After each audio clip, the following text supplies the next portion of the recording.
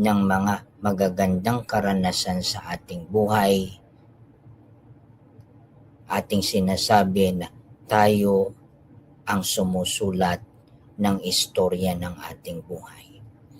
At sa pagsusulat ng istorya ng ating buhay, gusto nating isulat na tayo'y gumawa ng mga magagandang karanasan sa ating buhay.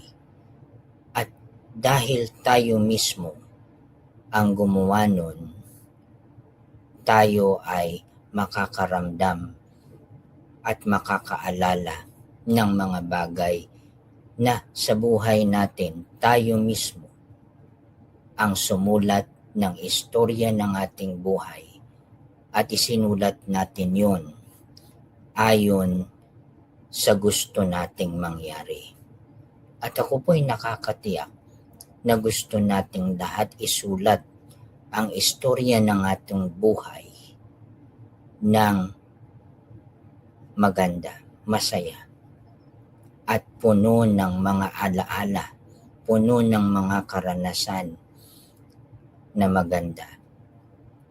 At dahil pinuno natin ang buhay natin ng mga karanasang maganda, diyan po natin masasabi na tayo ay hindi natin hinahayaan o hindi natin napabayaan ang ating sarili, nakagawa tayo ng paraan. Kahit na papaano ay hindi tayo labis na malungkot.